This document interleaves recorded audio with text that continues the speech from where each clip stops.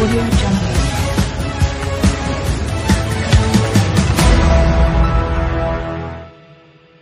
Dan sebagainya. Apa yang kita lihat ialah kerajaan bersikap seolah-olah kerajaan mempunyai kuasa lebih daripada perlembagaan. Boleh buat apa saja. Dan tak perlu pun merujuk kepada Dewan ini. Dalam satu kes ialah berkenaan dengan hadiah kepada bekas-bekas Perdana Menteri. Sebenarnya tidak ada undang-undang yang menentukan hadiah ini. Tetapi atas timbang rasa dan kuasa yang sedikit yang ada kepada kerajaan, ada yang bersetuju bahawa satu hadiah perlu diberi kepada Perdana Menteri yang bersara sebagai satu tanda bahawa kita menghargai apa yang dilakukan ataupun sumbangan Perdana Menteri kepada negara. Tetapi dalam pada itu kita juga tentukan bukanlah hadiah ini terlalu besar. Sebaliknya kalau kita lihat di pihak swasta, mereka juga mengamalkan Golden Handshake. Dan dalam Golden Handshake mereka ini biasanya pegawai yang berjasa yang memajukan syarikat akan diberi hadiah, tetapi terhad kepada mungkin 1 jam Rolex. Itu saja yang diberi sebagai tanda penghargaan. Tetapi kita lihat di dalam kerajaan, apa yang diberi, yang dicadangkan bahkan diberi kepada bekas Perdana Menteri adalah luar lebih besar daripada jam Rolex. Walaupun ini bukanlah amalan dahulu. Dahulu di zaman Tunku, di zaman Tun Razak, Tun Husin, hanya rumah lama diberi sebagai hadiah kepada bekas-bekas Perdana Menteri ini. Tetapi apabila sampai kepada Datuk Abdullah, kita dapati hadiah yang diberi ini bernilai 70 million ringgit. Ini satu angka yang besar, yang berkali ganda, beratus kali ganda lebih daripada gaji yang didapati, yang dibayar kepada Perdana Menteri semasa bertugas. 70 juta ringgit diberi. Dan ini dilakukan tanpa rujukan kepada Dewan ini ataupun mana-mana undang-undang yang boleh menentukan berapa banyaknya hadiah ini, nilai hadiah ini. Dan kita juga dengar bahawa semasa Perdana Menteri ke-6 bersara, dia menulis surat kepada kerajaan meminta supaya dihargai jasanya dengan memberi kepadanya sebanyak 100 juta ringgit. 100 juta ringgit, sebuah bangunan 60 juta dan wang sebanyak 40 juta. Ini bukan sagu hati ataupun Golden Handshake yang biasa diberi oleh swasta, bahkan oleh kerajaan. Tak ada peruntukan dalam undang-undang yang berkata amount yang begini besar boleh diberi kepada bekas Perdana Menteri. Ini adalah sesuatu tindakan yang di luar undang-undang. Bahkan tidak ada dalam undang-undang. Kita mempunyai undang-undang dalam negara kita. Kita harus ikut the rule of law. Iaitu kita buat sesuatu mengikut undang-undang. Tetapi di sini kita lihat, walaupun tidak ada apa-apa undang-undang yang melarang, tetapi tindakan yang diambil adalah luar biasa, luar daripada peruntukan. Sebanyak 100 juta ringgit untuk seorang Perdana Menteri, kunun kerana jasanya. Dan kita semua tahu jasanya ialah mencuri duit sehingga dihukum oleh mahkamah 12 tahun jail. Jadi undang-undang yang ada dalam negara kita ini tidak dipedulikan, tidak dihargai. Apa jasa yang tidak ada diadakan. Dan untuk jasa ini kononnya boleh beri hadiah sebanyak 100 juta ringgit. Bagi Perdana Menteri yang kelima, saya diberitahu walaupun maklumat tidak diberi, tidak ada perbahasan dalam Dewan, tetapi nilai hadiah yang diberi kepada Perdana Menteri yang kelima ialah sebanyak 70 juta ringgit. Ini juga tidak ada dalam undang-undang dan kerajaan bertindak seolah-olah kerajaan boleh buat apa saja keputusan dan keputusan itu tidak boleh dipertikai oleh rakyat. Ini adalah sesuatu cara yang tidak baik kerana negara perlu mematuhi kepada undang-undang. Kita bercakap berkenaan the rule of law. Pemerintahan mengikut undang-undang. Tetapi apabila tidak ada undang-undang, maka the rule of law itu diketepikan dan tindakan sesuka hati diambil. Saya mengaku saya juga bekas Perdana Menteri. Tapi saya tak ambil 1 sen pun daripada hadiah kepada saya. Mungkin kerana jasa saya itu tak cukup nak dapat hadiah. Tapi saya mengaku ada tawaran nak beri kepada saya sekeping tanah. Saya tolak dan saya sebaliknya menawar untuk membeli tanah, bukan dapat percuma. Itu kerana dalam masa saya jadi Perdana Menteri, saya diberi gaji yang cukup tinggi. RM20,000 sebulan. Itu bagi saya amat besar kerana dulu saya cuma medical practitioner dan juga pegawai kerajaan yang dapat gaji cuma RM1,700 sebulan. Ini saya dapat RM20,000. Lebih daripada cukup.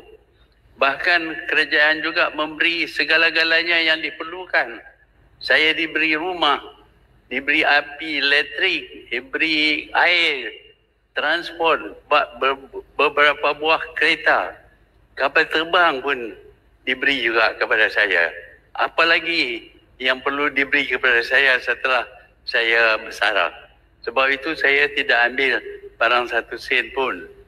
Tetapi bila datang kepada masa Perdana Menteri yang ketujuh, berasas kepada apa yang diberi kepada Perdana Menteri yang kelima sebanyak 70 juta, dia minta lebih lah. Kerana jasa dia lebih banyak. Dia curi lebih banyak. Jadi kita perlu bagi hadiah lebih banyak. Iaitu sebanyak 100 juta ringgit. Yang menjadi masalah ialah keputusan-keputusan ini dibuat tanpa rujukan kepada mana-mana undang-undang. Seolah-olah kerajaan berhak untuk membuat apa saja keputusan tanpa mengikuti undang-undang, tanpa merujuk kepada Dewan ini. Seolah-olah Dewan ini tidak ada. Kerajaan saja yang ada. Dan mereka boleh buat undang-undang apa saja yang mereka ingin. Kita juga dapati bahawa kerajaan sering membuat badan-badan tertentu untuk tujuan-tujuan yang sudah pun mempunyai badan kerajaan untuknya. Iaitu badan-badan baru ini diluluskan, entah setakat yang saya tahu tidak diluluskan dalam Dewan, sebaliknya ditubuh, dan badan-badan ini pula diketuai oleh pegawai-pegawai yang gaji mereka begitu tinggi sehingga terpaksa dirahsiakan. Badan ini ditubuh tanpa rujukan kepada undang-undang dan sebenarnya sudah ada undang-undang untuk menubuh badan-badan ini tetapi tidak dihiraukan. Inilah yang berlaku dengan kerajaan-kerajaan yang tidak patuh kepada undang-undang. Ini akan rosakkan negara. kerana kita mempunyai undang-undang supaya pentadbiran berjalan dengan baik mengikut aturan peraturan dan undang-undang, mengikut the rule of law. Kita juga dapati dengan kerana tidak menghormati undang-undang, ada pihak yang cuba tukar nilai dari benda yang salah dikatakan tidak salah. Dan dengan itu tak perlu dihukum, tak perlu dibicara, dihukum kerana dia tidak bersalah. Yang dapat saya kenal ialah apabila sesuatu jenayah yang memalukan dikatakan tidak memalukan. Bermakna jenayah itu bukan jenayah tetapi sesuatu yang halal. Ini pendapat yang dibawa baru daripada luar dan kita dapati ramai juga yang terima nilai baru ini sehingga sanggup cium tangan pun kepada orang yang tidak berasa malu apabila melakukan jenayah. Kalau kita terima pendapat seperti orang ini dan dianya sedang berusaha kembali untuk jadi Perdana Menteri, kalau pendapat ini dikembangkan dalam negara kita, maka akan rosaklah masyarakat kita. Ingat, fikirkanlah, kalau kita berasa tidak malu apabila kita lakukan sesuatu yang salah daripada segi undang-undang, maka kita mungkin akan lakukan benda-benda yang pelik. Saya telah jelaskan bahawa kalau kita tidak malu dengan mencuri, apa pula dengan perbuatan-perbuatan yang lain. Umpamanya kita manusia amat malu kalau kita berbogel di depan orang. Tetapi kita dapati kalau benda seperti itu tidak memalukan, maka ramailah pemimpin kita akan berbogel. Mungkin ke dalam dewan ini. Ini apabila kita tak tahu perasaan malu. Jadi kita sekarang ni menghadapi ancaman penolakan undang-undang dan aturan peraturan. Kita perlu kembali kepada perlembagaan negara kita, iaitu tiap sesuatu yang nak dilakukan mestilah dilakukan mengikut cara yang tertib yang telah disusun, dan dewan ini perlu menjadi dewan rujukan kepada tiap sesuatu yang nak dilakukan oleh kerajaan. Ya, kita beri kerajaan kuasa, tetapi kuasa itu terhad. Dia mengikut undang-undang yang telah kita gubalkan, khususnya undang perlembagaan. Perlembagaan menentukan setakat mana boleh kita buat undang-undang. Ada kalanya tidak ada undang-undang yang diperlukan, maka pada masa itu bolehlah kita perkenalkan undang-undang baru, tetapi tidak undang-undang yang bercanggah dengan perlembagaan. Saya khawatir kalau negara kita ini ketepikan undang-undang, huru-hara akan berlaku. Terutama kalau tidak ada perasaan malu apabila membuat sesuatu yang ganjil, yang tidak boleh diterima oleh masyarakat. Banyak yang boleh dilakukan, dan dengan itu kita akan dapati kita hidup dalam satu masyarakat huru-hara. Masyarakat yang tidak teratur, yang mana tindakan apa saja boleh dilakukan. Dan seperti mana kita tahu, ada negara-negara yang mana undang-undang tidak dihormati.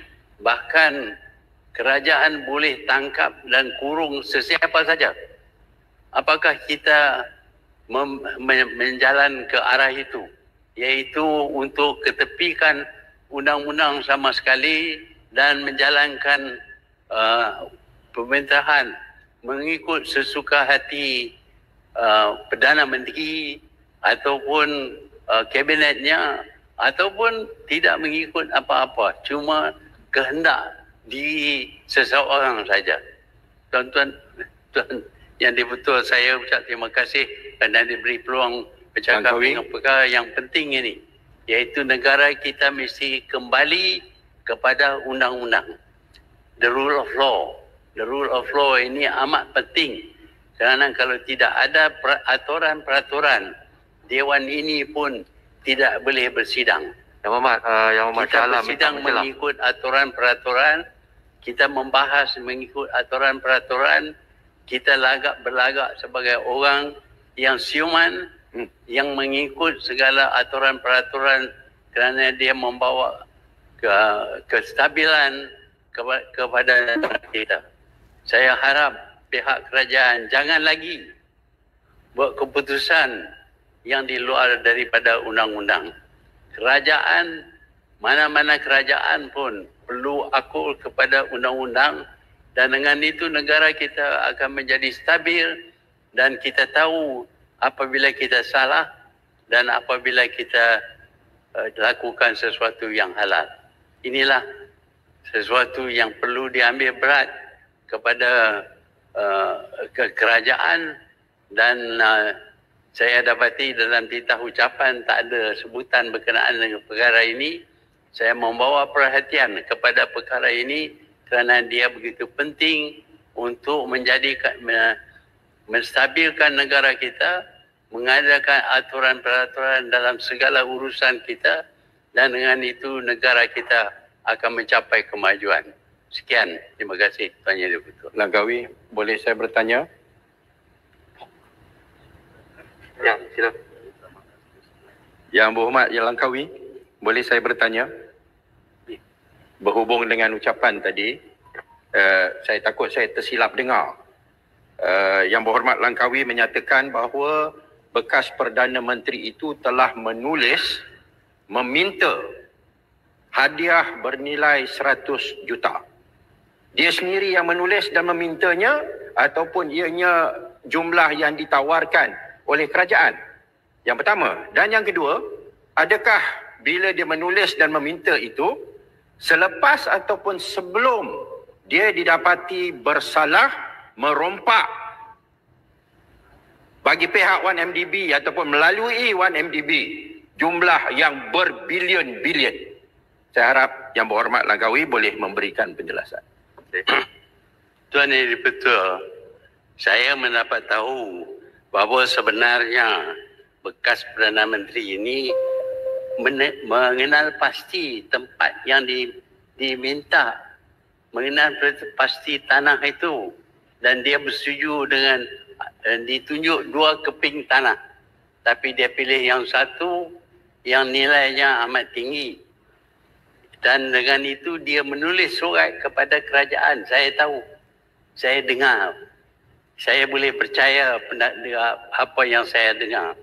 Kerana orang ini tidak akan bohong kepada saya. Jadi sebenarnya bekas Perdana Menteri meminta supaya dihadiah. Bukan kerana kerajaan buat keputusan. Tapi dia diminta dan 2 kali. Dan diluluskan. Kali kedua diluluskan. Ini memang berlaku. Yang second one. Sebelum atau selepas mahkamah? Ya, di waktu dia mendapat itu, saya fikir dia dibicara dan keputusan dibuat bahawa dia bersalah. Tetapi dia membuat surat kepada kerajaan. Saya tak dapat tentukan tarikh. Tetapi inilah yang berlaku. Tak ada perasaan malu. Kerana orang ini mendakwa bahawa tak perlu malu. Minta duit daripada orang kerana curi duit, tak malu. Apa nak malu? Kerana dia bos. Itulah sebenarnya yang berlaku. Terima kasih Yang Berhormat Langkawi.